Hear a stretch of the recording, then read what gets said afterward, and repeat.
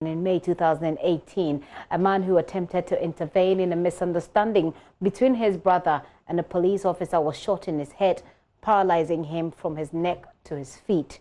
Elias Ojo Ajete Enum explains to Joy News that all attempts to get the police to arrest and prosecute the officer who shot him has failed. Thus, his resolve to stop pursuing the case. There's more in this news, Joy News Hotline documentary put together by Jojo Kobna.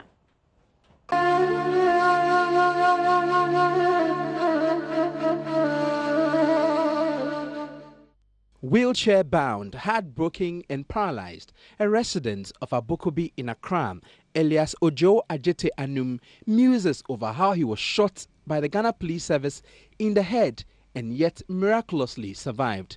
The gun was shot from one side of his face, sending the bullet to the other side.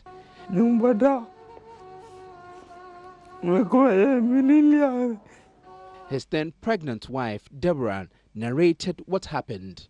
Guys, I come ba bola ke sia shoot to enwe. O ni bia ma ke yengbe. Ne ke o ye ma me o like me cho the other side ni te kan shi na ebushi. O ni te yan chole ni ke no me npe baby ne ke te jeme.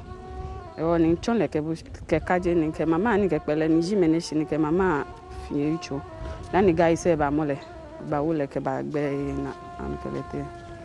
Be like well am fe na me yo akucho come secondly when a sister na kele chombo ye picture me a husband huni wo ke abia ke shi minisani ke like sani ko no pa ye mam ko na sort sani out but I'm able to mo fia mo kan bia ke shi wo no pa ye mam ke na kan ni but I don't know the reason why ke shi le penny himete no na me ke gana shoot ele na at least for Kenya ba shoot po nya shoot na ni alo he ko ba na me shoot echo.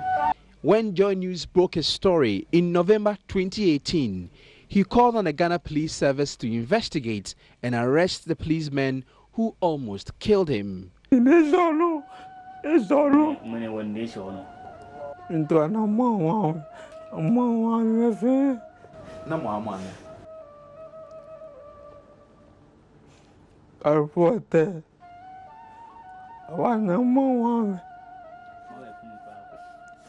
But after waiting in vain for the police to deliver justice, hope that the man who maimed him will be punished has now shredded.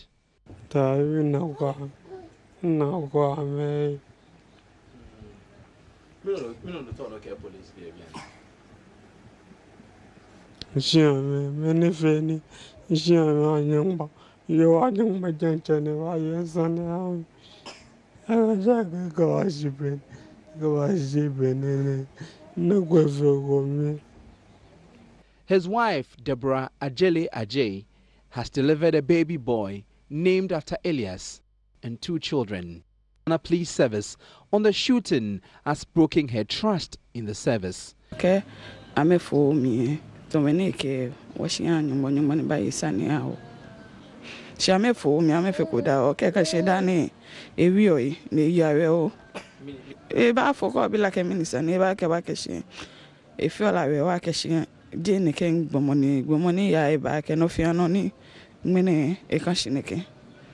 Anytime cry, Nakan give you money. It was at this point that she could not hold back her tears.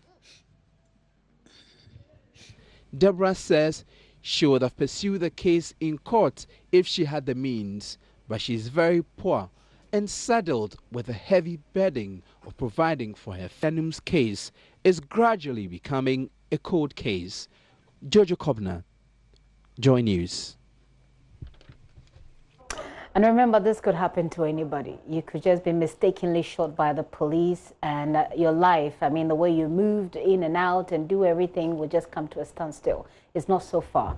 And so we need to be mindful. Jojo Kobna did that report. He's here with me in the studio. Jojo, we've been trying to get some response from the police. What have they been saying? Well, the police have not been forthcoming.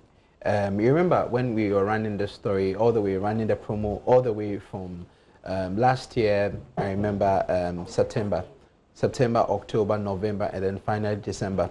We have been trying to get the police to react to this. We have written letters.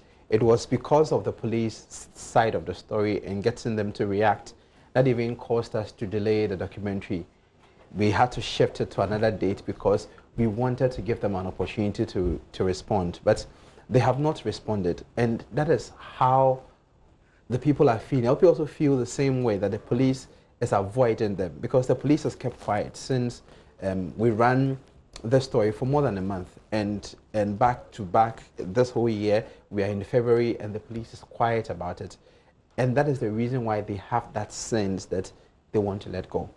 They want to let go. I mean, they want to let go. What does that mean? What's next for them? Let go as in forget about it. Just live their lives because they feel it's not going anywhere. That is because I remember they told me that when the story happened, when the boy was shot and he was taken to the hospital, then he recovered, not fully, but I mean, he was discharged and he got home. They reported the issue to the police headquarters. They were taken to PIPS, and then 2 officers from PIPS visited them. That was last year. And they promised that they would come back. But according to them, no one has visited them. No one has called them to tell them that this is the state of the case, this is what we are doing. No one has. And they feel that there is nothing else they can do apart from talking to the media, so the media will highlight their plight. And it seems that is what we have done. But the police is still quiet about this particular issue.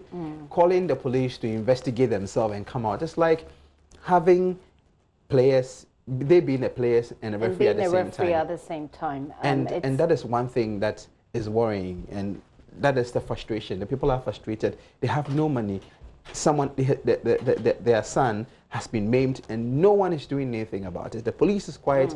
Everyone is quiet, like nothing ever happened. How do they survive? This is the man who's supposed to be the breadwinner of the family. I mean, he's got a wife there, and she's going to have to live with this man for the rest of their lives, the way it is.